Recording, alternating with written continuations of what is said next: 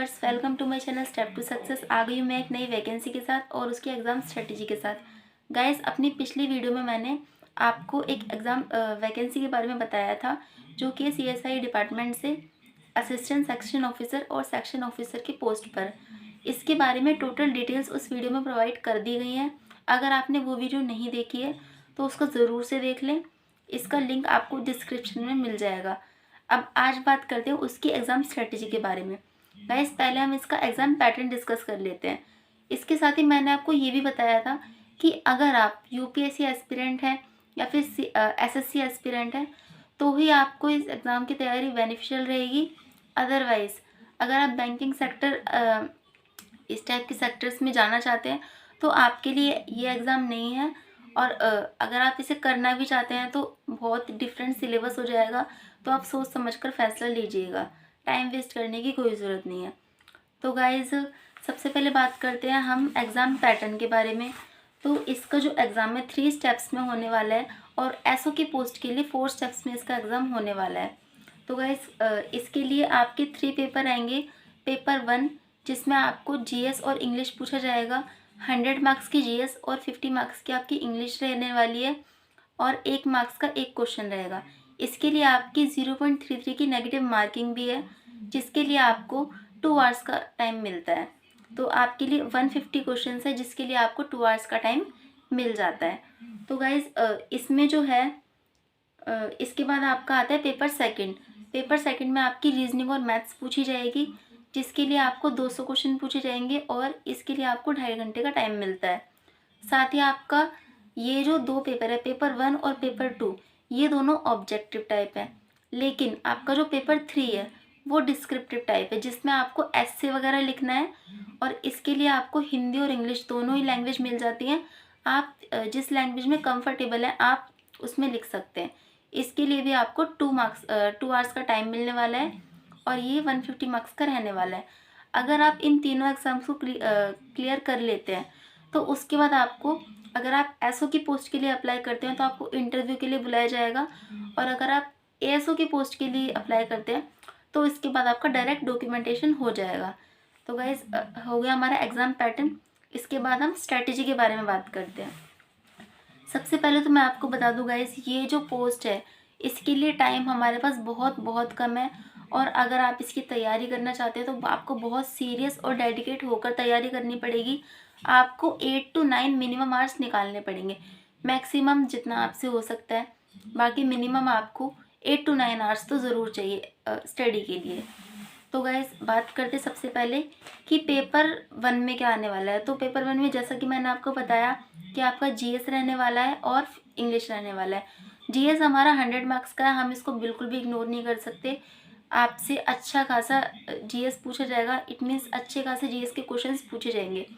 लेकिन मैं आपको बता दूं कि इसके लिए अगर आप ये सोचें कि आपको मॉक लगाने हैं तो गाइज, इसके लिए आपको मॉक नहीं मिलेंगे। आप मॉक में टाइम वेस्ट ना करके आप पूरा, आप जैसे आप पढ़ाई करते हैं वैसे आप पढ़िए और उससे आप अपनी तैयारी करिए। जितना आप ज़्यादा पढ़ेंगे उतनी ही ज़्यादा अच्छी आपकी इसकी तैयारी हो जाएगी। इसके साथ साथ मैं आपको बता दूं कि अगर आपको इसे एनालाइज करना है तो इसका प्रीवियस ईयर एग्ज़ाम आप दे सकते हैं कि इसमें क्या क्या आया था। बट वो भी गाइस 10 साल पहले का था, तब बात कुछ और थी, अब बात कुछ और है। तो बहुत ज़्यादा डेवलपमेंट भी हो गया है, कंडीशंस भी काफ़ी चेंज हो गई हैं। तो मुझे नहीं लगता कि ये बहुत ज़्यादा आपके लिए बेनिफिशियल रहेगा। तो आप एक बार देख लीजिए प्रीवियस ईयर पेपर को, बाकी आप अकॉर्डिंगली तैयारी करिए। तो आपसे करंट अफेयर काफ़ी अच्छा पूछा जाएगा। तो सबसे पहले बात करते हैं करंट अफेयर्स की।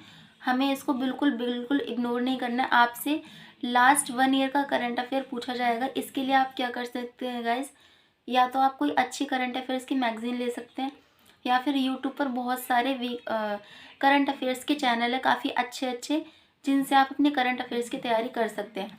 आप वीकली सेट्स ले लीजिए, करंट अफेयर्स की वीकली वीडियोस आती हैं अच्छी खासी, उनको आप ले लीजिए, उनको देखिए और उनसे आप अपने करंट अफेयर्स के नोट्स बनाइए। इसके बाद आपको क्या करना है, जैसे कि आपने ले लिया जून का करंट अफेयर, ठीक है, तो या फिर हम जैन से ले लेते हैं क्योंकि हमें जैन से तैयारी करनी है। तो जैन के आपने वीकली करंट अफेयर्स देख लिए, नोट्स भी बना लिए, उसके बाद आपको उसके मंथली कैप्सूल्स भी लगाने हैं। इससे क्या होगा, आपकी करंट अफेयर की तैयारी बिल्कुल पक्की पक्की हो जाएगी। आपको वीकली कैप्सूल्स देखने हैं, देन उसके बाद आपके मंथली कैप्सूल्स आपको ज़रूर लेने हैं, ठीक है, जिनसे आप अपनी तैयारी कर सकते हैं। इसके बाद बात करते हैं सबसे पहले हम हिस्ट्री की। तो गाइज हिस्ट्री के लिए बेस्ट टू बेस्ट है स्पेक्ट्रम। अगर आप स्पेक्ट्रम कर लेते हैं तो उसके अलावा आपको हिस्ट्री में और कुछ भी पढ़ने की ज़रूरत नहीं है। बात करते हैं पॉलिटी की। तो जो हमारे यूपीएससी के एस्पिरेंट्स हैं वो पहले से ही लक्ष्मीकांत पढ़ रहे होंगे, तो उनको कोई बहुत ज़्यादा प्रॉब्लम नहीं होने वाली है। Laxmikant is best.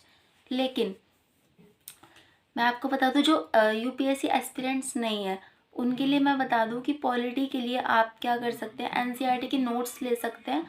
वो आपको बहुत ज़्यादा बेनिफिशियल रहेंगे। बहुत सारे नोट ऐसे मार्केट में अवेलेबल है, आपको ऑनलाइन भी ये नोट्स अवेलेबल हो जाएंगे। इसके अलावा आप क्या कर सकते हैं, पॉलिटी के बाद हम बात कर लेते हैं आपके करंट टॉपिक्स की। तो गाइज़ ये जो कुछ इंपॉर्टेंट टॉपिक्स मैं आपको बता दे रही हूँ, आपको करंट अफेयर तो करना है, लेकिन इन टॉपिक्स को भी बहुत अच्छे से तैयार करके जाना है। लाइक आपकी योजना हो गई, नीति आयोग हो गया, budget, index, appointments, days and themes, sports GK.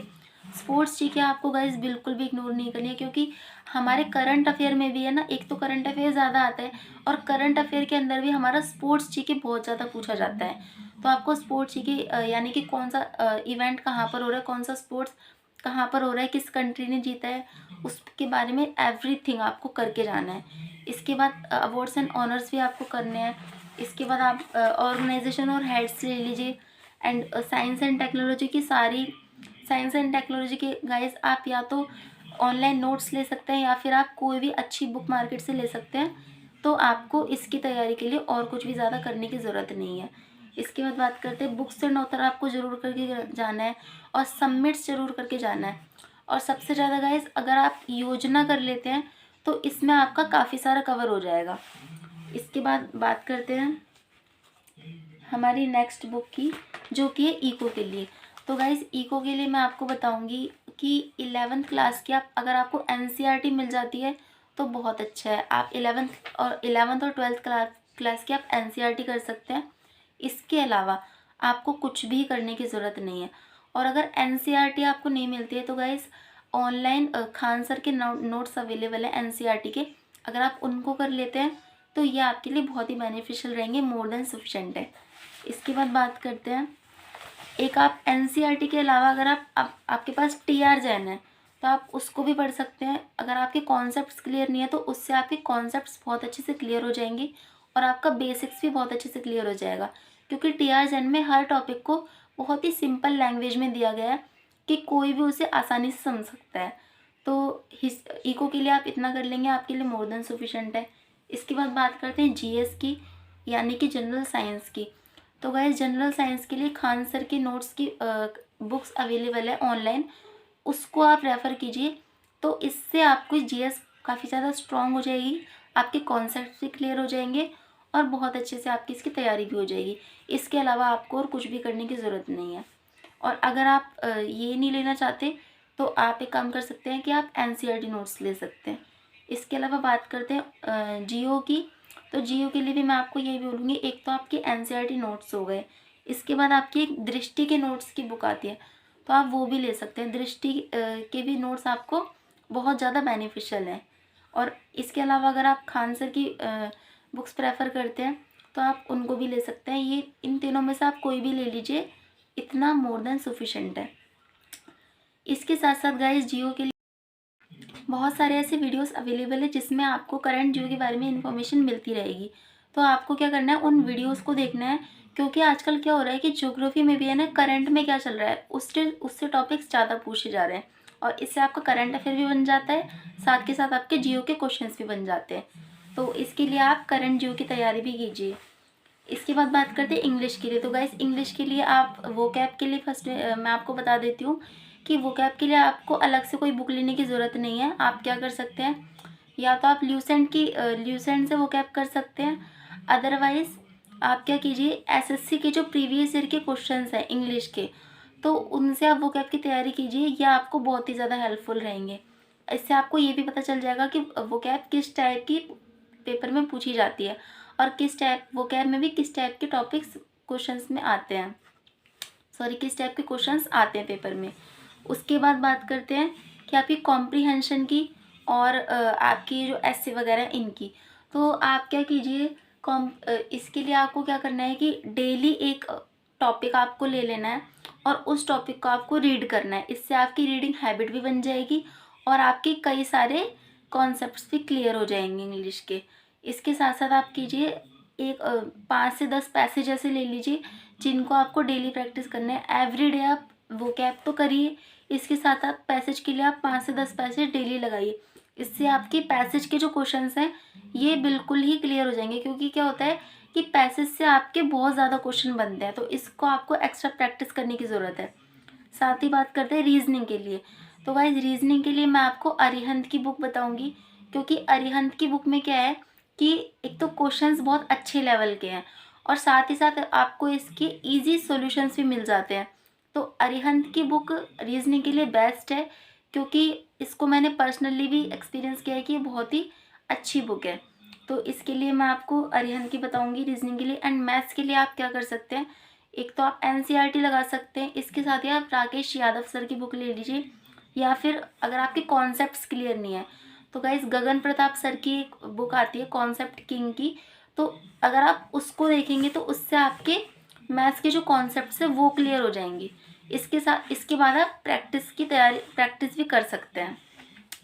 तो मैथ्स के लिए मैंने आपको 2 बता दी, एक गगन प्रताप सर की मैथ्स की बुक कॉन्सेप्ट किंग वाली, और उनकी एक प्रैक्टिस सीरीज़ की बुक भी है, सीजीएल वाली भी है, तो आप उसको भी कर लीजिए। मैथ्स आपकी यहाँ से इतनी तैयार हो जाएगी। इसके बाद बात करते हैं decision making and problem solving. ये भी आपका एक टॉपिक है जो एग्जाम में पूछा जाएगा। तो इसको आपसे क्या करना है, खुद से केस स्टडी सॉल्व करनी है, तो इससे आपकी डिसीजन मेकिंग पावर भी अच्छी हो जाएगी। बाकी ये क्वेश्चन ऐसे हैं जिनके आपको फ्री के मार्क्स मिल जाते हैं, क्योंकि इसमें क्या है आपको at the time question attend करना होता है। तो इससे क्या होगा कि वो आपका आईक्यू लेवल चेक करेंगे कि आपका आईक्यू लेवल क्या है, सोचने समझने की शक्ति और तुरंत डिसीजन लेने की कितनी आप में पावर है। तो अगर आपका आईक्यू लेवल अच्छा है तो इसके लिए आपको कोई भी एक्स्ट्रा प्रैक्टिस करने की ज़रूरत नहीं है। बाकी अगर आप इसकी प्रैक्टिस करना चाहते हैं तो आप खुद से केस स्टडी सॉल्व कीजिए, ऑनलाइन आपको बहुत सारे अवेलेबल हो जाते हैं, तो इससे आपकी तैयारी हो जाएगी। साथ ही बात करते हैं मैनेजमेंट प्रिंसिपल प्रैक्टिस की। इसके लिए गाइज मैं आपको एक बुक अलग से बता दूंगी शॉर्ट वीडियोस में, तो आप उसको देख लेना। इसके बाद बात करते हैं एसए की तैयारी कैसे करें पेपर 3 की। तो गाइज एसए के लिए मैं आपको बोलूँगी कि एवरी 3rd डे आप ऐसा करिए कि एक टॉपिक चूज़ कर लीजिए, इसके बाद आपको खुद से उस पर एसए लिखना है। और आपको अब आप ये पूछेंगे कि ऐसे हमें लिखना किस टाइप से, तो गाइज़ इसके लिए मैं आपको बोलूँगी कि कोई भी आपको एक्स्ट्रा बुक लेने की ज़रूरत नहीं है, ज़्यादा खर्चा करने की भी ज़रूरत नहीं है, क्योंकि आप जितने ज़्यादा सोर्सेज के ऊपर जाएंगे ना उतने ज़्यादा आप कंफ्यूज हो जाएंगे। तो आप क्या करिए, नेट पर बहुत सारे ऐसे अवेलेबल हैं ऐसे सोर्सेज जिनसे आपको ऐसे के कॉन्सेप्ट क्लियर हो जाएंगे कि आपको किस तरह से ऐसे लिखा जाता है और क्या क्या पैटर्न रहना चाहिए ऐसे का। तो आप कोई भी टॉपिक, जिस टॉपिक पर आप ऐसे लिखना चाहते हैं, तो सबसे पहले आप उसको गूगल सर्च कीजिए, तो आपको बहुत सारे उस टाइप के ऐसे मिल जाएंगे। आप उनको देखिए कि उनमें क्या क्या है, और ये भी नहीं है कि आपको एक ही देखते हैं, 2-3 ऐसे देखिए, 4-5, उससे आपको पॉइंट्स भी मिल जाएंगे और आपको पैटर्न भी पता चल जाएगा कि फर्स्ट क्या लिखना है, बाद में क्या लिखना है, फिर आपको कंक्लूजन कैसे लिखना है, तो ये सब आपको पता लग जाएगा। फिर उससे आप अपने तरीके से लिखिए, तो ये चीज़ आपको बहुत हेल्पफुल रहेगी, क्योंकि ऐसे वहाँ पर आपको किसी भी टॉपिक से पूछ सकते हैं। तो अगर आप कितनी भी तैयारी करके जाएंगे तो ये आपके लिए बुक तो बहुत ज़्यादा हेल्पफुल मैं नहीं मानती इसके लिए। तो आप ऐसे के लिए इतना कर लेंगे तो मोर देन सफिशेंट है गाइज। बाकी मैंने आपको सारी स्ट्रैटेजी बता दी है। इसके बाद आपके हार्डवर्क पे डिपेंड करता है कि कितने डेडिकेट होकर आप इसकी तैयारी करते हैं। जितने अच्छे से और एक सीरियस कैंडिडेट होकर आप इसकी तैयारी करेंगे तो मैं गारंटी लेती हूँ कि आप इतना कर लेंगे तो आपका ये एग्ज़ाम इजीली निकल जाएगा। आपको कोई भी टेंशन लेने की ज़रूरत नहीं है। बट हाँ, जितना मैंने बताया आपको डेडिकेट होकर उतनी तैयारी करनी पड़ेगी। गाइस अगर आपको वीडियो अच्छी लगी हो तो चैनल को सब्सक्राइब ज़रूर करना and give a thumbs up. And आज के लिए इतना ही। Thank you.